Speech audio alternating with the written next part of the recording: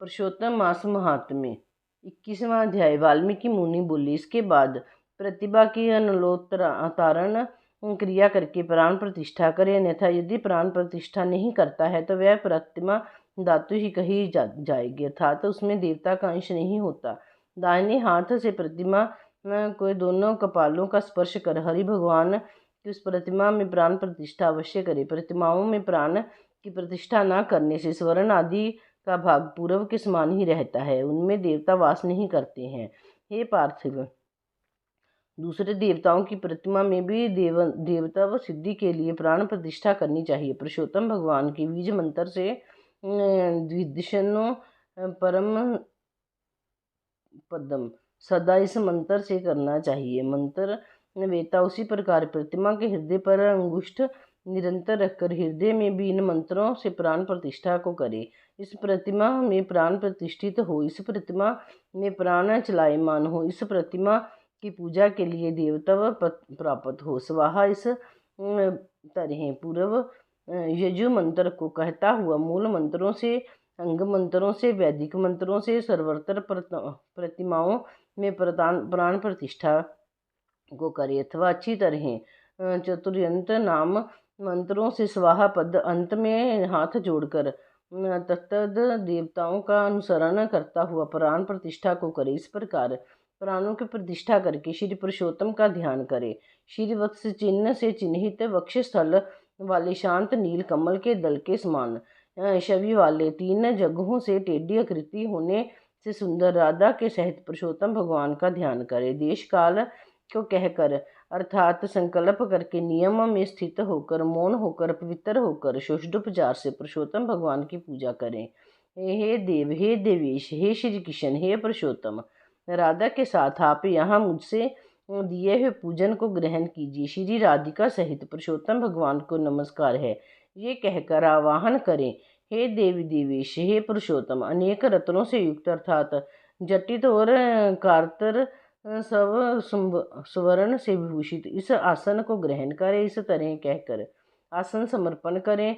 गंगा आदि समस्त तीर्थों से प्रार्थना पूर्व काल लाया हुआ ये सुख स्पर्श वाला जल पाद के लिए ग्रहण करें। इस प्रकार कहकर पाद समर्पण करें। हे हरे, गोपिकाओं के आनंद के लिए महाराज नंद गोप के घर में प्रकट हुए आप राधिका के सहित मेरे दिए हुए अर्घ्य को ग्रहण करें। ये कहकर अर्घ्य समर्पण करें। हे ऋषिकेश अर्थात हे विश्व इंद्र के मालिक, हे पुराण पुरुषोत्तम, अच्छी तरह से लाया गया और स्वर्ण के कलश में स्थित गंगा जल से आप आचमन करें। ये कहकर आचमन समर्पण करें। हे हरे, मेरे से लाए गए पंचामृत से राधिका के सहित जगत के दाता आप पूजित होने पर अर्थात पूजन से मेरे कार्य सिद्धि को प्राप्त हो। हे राधिका को आनंद देता के आनंददाता दूध, दही, गोका, धृत, शहद और चीनी इन द्रव्यों को ग्रहण करें। ये कहकर पंचामृत से स्नान समर्पण करें। हे नाथ योगीश्वर, देव गंधर्व पर्वत को धारण करने वाले योगियों के स्वामी गोविंद भगवान को नमस्कार है। हे कृष्ण, गंगा जल के समान नदी तीर्थ का मेरे से दिया गया यह जल है, नंद का आनंद देने वाला, आप इसको ग्रहण करें। ये कहकर फिर स्नान समर्पण करें। हे देव, समस्त कार्यों की सिद्धि के लिए इन 2 पीताम्बरों को भक्ति के साथ मैंने निवेदन किया है। हे सुरसत्तम, आप ग्रहण करिए कहकर वस्त्र समर्पण करें और वस्त्र धारण के बाद आचमन देवें। हे दामोदर, आपको नमस्कार है, इस भव सागर से मेरी रक्षा करें। हे पुरुषोत्तम, उत्तरीय वस्त्र के साथ जनेऊ को आप ग्रहण करें। ये कहकर जनेऊ समर्पण करें और आचमन देवें। हे सुरश्रेष्ठ, अत्यंत मनोहर सुगंधित दिव्य श्रीखंड चंदन विलेपन आपके लिए है, इसको ग्रहण करें। ये कहकर चंदन समर्पण करें। हे सुरश्रेष्ठ, केसर से रंगे हुए शोभामान अक्षतों को भक्ति से मैंने निवेदन किया है। हे पुरुषोत्तम, आप ग्रहण करें। ये कहकर अक्षत समर्पण करें। हे प्रभु, मैं मालती आदि सुगंधित पुष्पों को आपके पूजन के लिए लाया हूँ, आप इनको ग्रहण करो। ये कहकर पुष्प समर्पण करें। इसके बाद अंगों का पूजन करें। नंद यशोदा के पुत्र केशी दैत्य को मारने वाले, पृथ्वी के भार को उतारने वाले, अनंत विष्णु रूप धारण करने वाले, प्रधुमन, अनिरुद्ध, श्रीकंठ, सकला शस्त्र, धृक, वाचस्पति, केशव और सर्वात्मा। इन नामों से पैर, गुल्फ, जानू, धन, कटी, मेढ़, नाभि, हृदय, कंठ, बाहु और मुख, नेत्र, सिर और सर्वांग का पुष्पों को हाथ में लेकर चतुर्यंत नामों को कहकर विश्व रूपी जगतपति भगवान का पूजन करें। इस प्रकार प्रत्यंग का पूजन कर फिर चतुरंत केशव आदि नाम मंत्रों से एक एक पुष्प हाथ में लेकर पुरुषोत्तम भगवान का पूजन करें।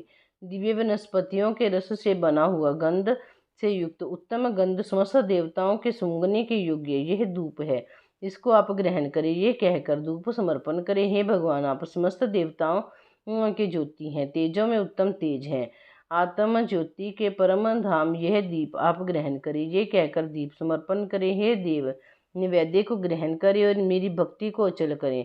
इच्छा अनुकूल वर को देवें और परलोक में उत्तम गति को देवें। ये कहकर नैवेद्य समर्पण करें। मध्यम में जल समर्पण करें, आखिर में आचमन जल को देवें।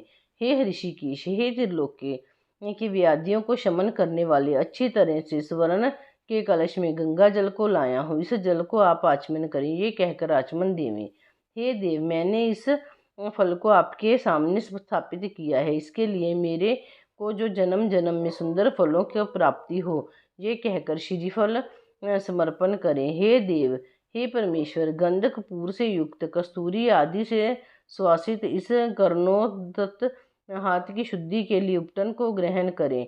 ये कहकर करोदर्तन समर्पण करें। हे देव, सुपारी से युक्त कपूर सहित मनोहर भक्ति से दिए गए इस तांबुल को ग्रहण करें। ये कहकर तांबुल समर्पण करें।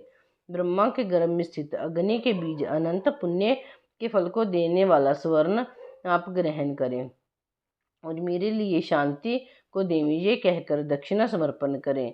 शरत काल में होने वाले कमल के समान श्याम, तीन जगहों से टेढ़े होने से सुंदर आकृति वाले देवेश राधिका के सहित हरि भगवान की आरती करता हुआ ये कहकर निरंजन समर्पण करें। हे जगन्नाथ, रक्षा करो, रक्षा करो। हे त्रिलोकी के नायक, रक्षा करो। आप भक्तों पर कृपा करने वाले हो, मेरी प्रदक्षिणा को ग्रहण करें। ऐसा कहकर प्रदक्षिणा समर्पण करें।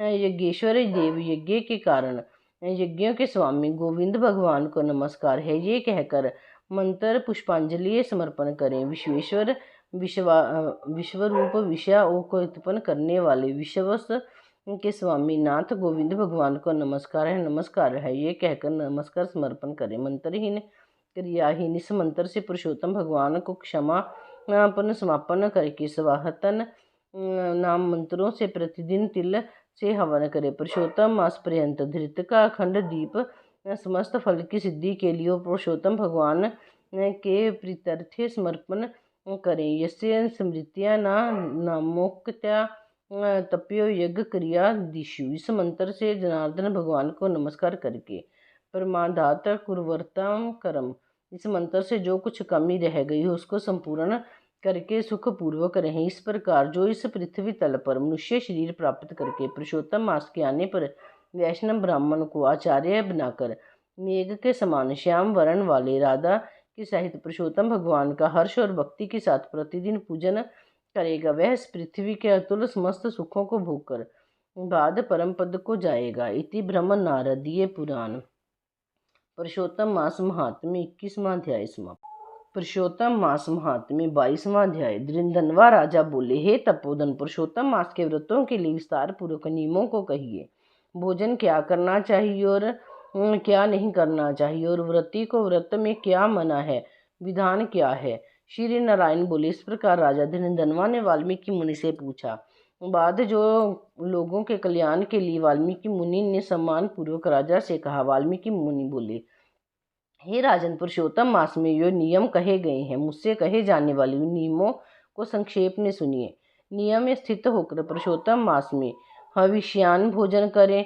गेहूँ, चावल, मिश्री, मूंग, जौ, तिल, मटर, सांवा, तिन्नी का चावल, बथुआ, हिमलोचिका, अदरक, काल शाक, मूलकंद, ककड़ी, केला, सेंधा नोन, समुंदर नोन, दही, घी, बिना मक्खन निकाला हुआ दूध, कटहल, आम, हरड़, पीपर, जीरा, सौंठ, इमली, सुपारी, लवली, आंवला, ईख का गुड़ छोड़कर इन फलों को और बिना तेल के पके हुए पदार्थ को हविष्य कहते हैं। हविष्य भोजन मनुष्य को उपवास के समान कहा गया है। समस्त आमिष मांस, शहद, बेर, राजमा, शादिक, राई और मादक पदार्थ, दाल, तिल का तेल, लाह से दूषित, भाव से दूषित, क्रिया से दूषित, शुद्ध शब्द से दूषित अन्न को त्याग करें। दूसरे कान, दूसरे से वैर, दूसरे की स्त्री से गमन, तीर्थ के बिना देशांतर जाना, व्रती छोड़ देवे। देवता, वेद, द्विज, गो, गुरु, व्रती, स्त्री, राजा और महात्माओं की निंदा करना पुरुषोत्तम मास में त्याग देवे। सूतिका का अन्न मांस है। फलों में जम्बीरी, नींबू मांस है। धान्यों में मसूर की दाल मांस है और बासी अन्न मांस है। बकरी, गो, भैंस के दूध को छोड़कर और सब दूध आदि मांस है। और ब्राह्मण से खरीदा हुआ समस्त रस, पृथ्वी से उत्पन्न नमक मांस है। तांबे के पात्र में रखा हुआ दूध, चमड़े में रखा हुआ जल, अपने लिए पकाया गया अन्न और अन्न को विद्वानों ने मांस कहा है। पुरुषोत्तम मास में ब्रह्मचार्य, पृथ्वी में शयन, पत्रावाली ने भोजन और दिन के चौथे पहर में भोजन करे। पुरुषोत्तम मास में रजस्वला स्त्री, अत्यंत मलेश, पतित, संस्कारहीन ब्राह्मण में द्वेष करने वाला, वेद से गिरा हुआ, इनके साथ बातचीत ना करें। इन लोगों से देखा गया और काक पक्षी से देखा गया सूतक का अन्न 2 बार पकाया हुआ और भुजे हुए अन्नों का पुरुषोत्तम मास में भोजन नहीं करें। प्याज, लहसुन, मोथा, शतराक, गाजर, नालिक, मूली, शिगरू, इनको पुरुषोत्तम मास में त्याग दें। व्रती इन पदार्थों को समस्त व्रतों में हमेशा त्याग करें। विष्णु भगवान के प्रतिरथ अपनी शक्ति के अनुसार कुछक आदि व्रतों को करे। कोहड़ा, कंटिकारिका, लटजीरा, मूली, बेल, इंद्रियव, आंवला के फल, नारियल, अलाम्बू, परवल, बेर, चरम शाक, बैंगन, आजिक, बल्ली और जल से में उत्पन्न होने वाले शाक, प्रतिपिद आदि तथ्यों में क्रम से इन शाकों का त्याग करना। गृहस्थ आश्रम में रविवार को आंवला सदा ही त्याग करे। पुरुषोत्तम भगवान के प्रत्यर्श जिन जिन वस्तुओं का त्याग करे, उन वस्तुओं को प्रथम ब्राह्मण को देकर फिर हमेशा भोजन करे। व्रती कार्तिक और माघ मास में इन नियमों को लेवे। हे राजन, व्रती नियम के बिना फलों को नहीं प्राप्त करता है। यदि शक्ति है तो उपवास करके पुरुषोत्तम का व्रत करें, अथवा धृत पान करें, अथवा दुग्ध पान करें, अथवा बिना मांगे जो कुछ मिल जाए उसको भोजन करें, अथवा व्रत करने वाला यथाशक्ति फलाहार आदि करे, जिसमें व्रत भंग ना हो। विद्वान इस तरह व्रत का नियम धारण करें। पवित्र दिन प्रातः काल उठकर प्रवाहन की क्रिया को करके भक्ति से श्री कृष्ण भगवान का हृदय में स्मरण करता हुआ नियम को ग्रहण करे। हे भूपति, उपवास व्रत, नक्त व्रत और एक भक्त, इनमें से जो एक का निश्चय करके इस व्रत को करें, पुरुषोत्तम मास में भक्ति से श्रीमद् भागवत का श्रवण करें, तो उस पुण्य को ब्रह्मा कभी कहने में समर्थ नहीं होंगे। श्री पुरुषोत्तम मास में लाख तुलसी दल से शालग्राम का पूजन करें तो उसका अनंत पुण्य होता है। श्री पुरुषोत्तम मास में कथन अनुसार व्रत में स्थित व्रती को देखकर यमदूत सिंह को देखकर हाथी के समान भाग जाते हैं। हे राजन,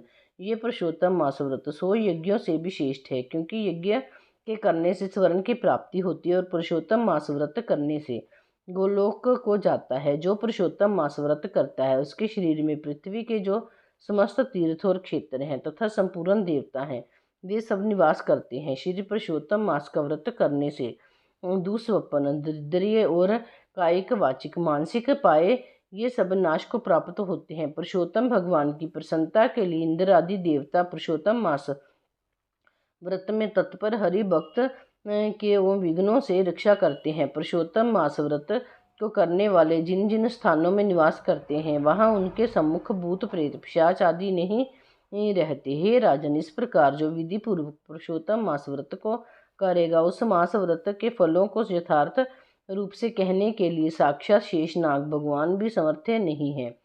श्री नारायण बोले, जो पुरुष में श्रेष्ठ पुरुष मन से अत्यंत आदर के साथ इस प्रिय पुरुषोत्तम मास व्रत को करता है, वे पुरुषोत्तम में श्रेष्ठ है और अत्यंत प्रिय होकर रसिक श्रेष्ठ पुरुषोत्तम भगवान के साथ गोलोक में आनंद करता है। इति ब्रह्म नारदीय पुराण श्री पुरुषोत्तम मास महात्म्य। 22वां अध्याय पुरुषोत्तम मास महात्म्य 23वां अध्याय। धृधन्वा राजा बोले, हे मुनियों में श्रेष्ठ, हे दीनों पर दया करने वाले, पुरुषोत्तम मास में दीप दान का फल क्या है, सो कृपा करके मुझसे कहिए। श्री नारायण बोले। इस प्रकार राजा धृधन्वा के पूछने पर अत्यंत प्रसन्न मुनियों में श्रेष्ठ वाल्मीकि मुनि हंसते हुए विनीत अत्यंत नम्र राजा धृधन्वा से कहा। वाल्मीकि मुनि बोले, हे राजाओं में सिंह दृश्य पराक्रम वाले, पापों का नाश करने वाली कथा को सुनिए, जिसके सुनने से 5 प्रकार के महान पाप नाश को प्राप्त होते हैं। सौभाग्य नगर में चित्रबाहु नाम से प्रसिद्ध बड़ा बुद्धिमान अत्यंत बलवान राजा था। वह क्षमाशील, समस्त धर्मों को जानने वाला, शील, रूप और दया से युक्त, ब्राह्मणों का भक्त, भगवान का भक्त, कथा के श्रवण में तत्पर, हमेशा अपनी स्त्री में प्रेम करने वाला, पशुपुत्र से युक्त, चतुरंगनी सेना से युक्त, ईश्वरीय में कुबेर के समान था। उसकी चंद्रकला नाम की स्त्री 64 कला को जानने वाली, पतिव्रता, महान भगवती, भगवान की भक्ति को करने वाली थी। उसके साथ युवा चित्रबाहु राजा पृथ्वी का भोग करने लगा, बिना श्री कृष्ण के दूसरे देवता को नहीं जानता था। एक दिन पृथ्वी पति राजा चित्रबाहु ने दूर से ही आए हुए मुनियों में श्रेष्ठ अगस्त्य मुनि को देखकर पृथ्वी में दंडवत प्रणाम कर उनकी विधि पूर्वक पूजा की और भक्ति से आसन देकर मुनि श्रेष्ठ के सम्मुख बैठ गया। विनय से नम्र होकर मुनि श्रेष्ठ ने कहा।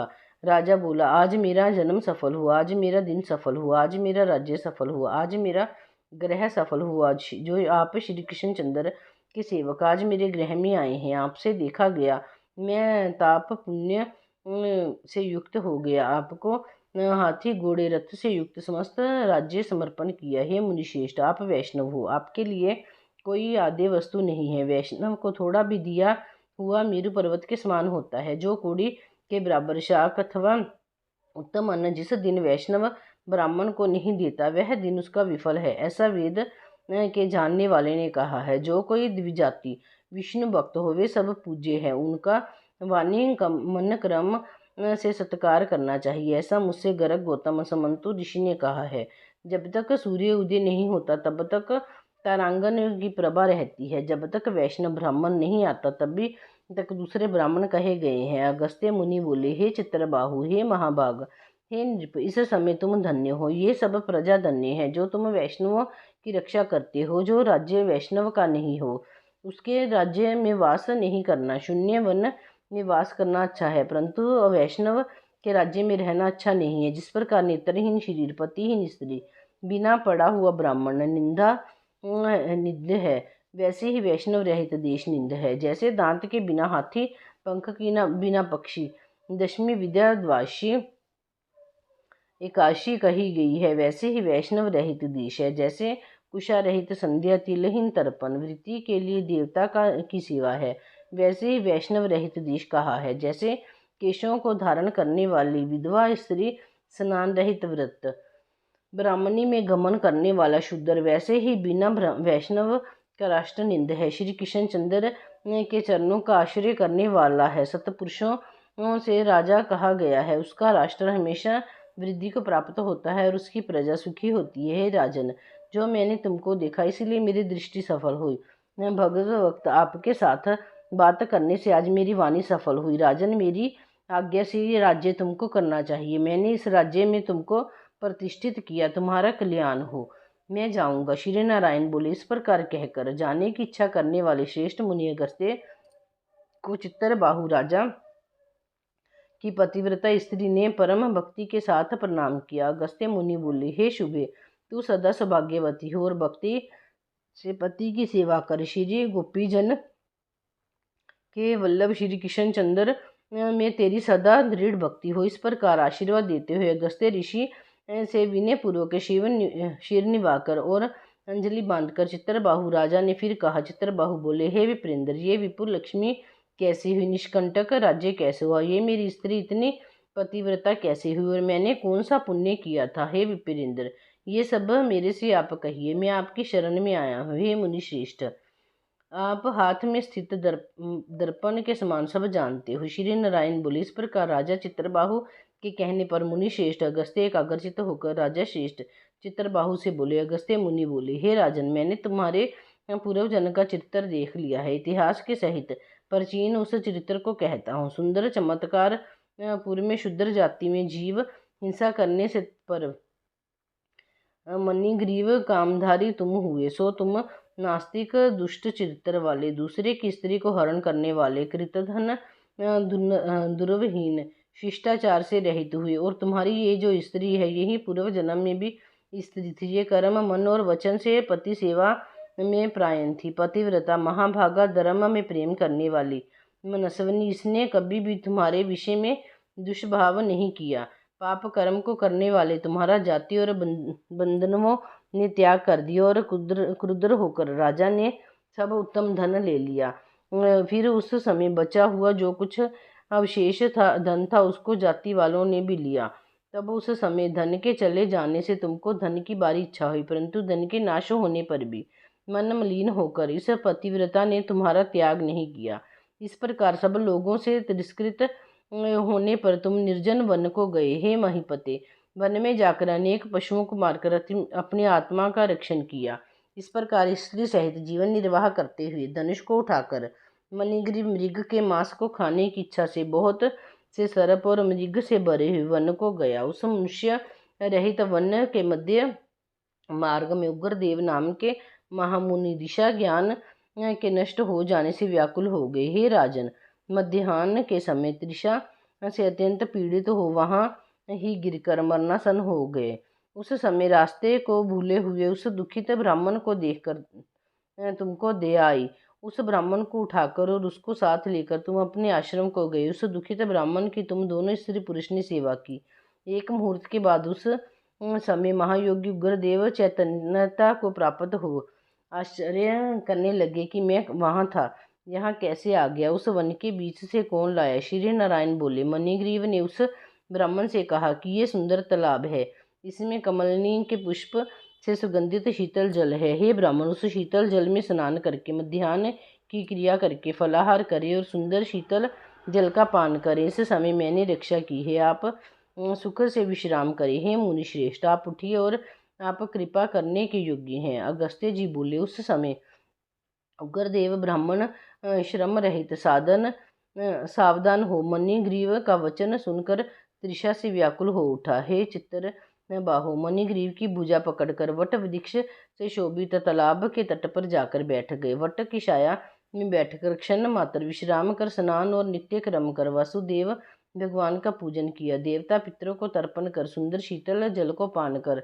उग्रदेव ब्राह्मण शीघ्र वट के मूल भाग में आकर बैठ गए। पत्नी सहित मणिग्रीव ने मुनि श्रेष्ठ उग्रदेव को नमस्कार किया और अतिथि सत्कार करने की इच्छा से विनय युक्त वाणी से बोला। मणिग्रीव बोला, हे ब्राह्मण, आज मुझको तारने के लिए आप मेरे आश्रम को आए हैं। आपके दर्शन से मेरे पाप नष्ट हो गए। इस प्रकार उस ब्राह्मण से कहकर प्रसन्न मणिग्रीव स्त्री से बोला, अरे सुंदरी, जो स्वादिष्ट पके हुए फल हैं, उन अमर फलों को तुम जल्दी लाओ, विलंब मत करो। हे शुभान्य, और जो कुछ कंद है उनको भी लाओ। इस प्रकार स्त्री अपने पति के वचन को सुन फलों और कंदों को लाकर हर्ष से ब्राह्मण के सामने रखती है। मणिग्रीव फिर मुनि श्रेष्ठ से वचन बोला कि हे ब्राह्मण, इस फल को ग्रहण कर मुझ स्त्री पुरुष को कृतार्थ करें। गुरुदेव ब्राह्मण बोला, तुमको मैं नहीं जानता हूँ, तुम कौन हो, सो मेरे से कहो। विद्वान ब्राह्मण को चाहिए कि अपरिचित का भोजन नहीं करे।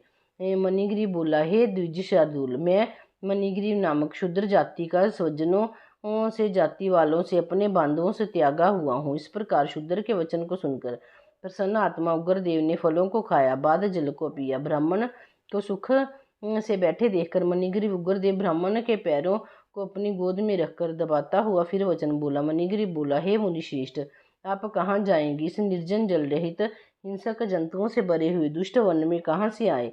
उग्रदेव बोला, हे महाभाग, मैं ब्राह्मण हूँ, प्रयाग जाना चाहता हूँ। इस समय रास्ता ना जानने के कारण भयंकर वन में चला आया हूँ। उस जगह थकावट और प्यास के कारण क्षण भर में ही मरणासन हो गया। बाद तुमने मेरे को प्राण दिया।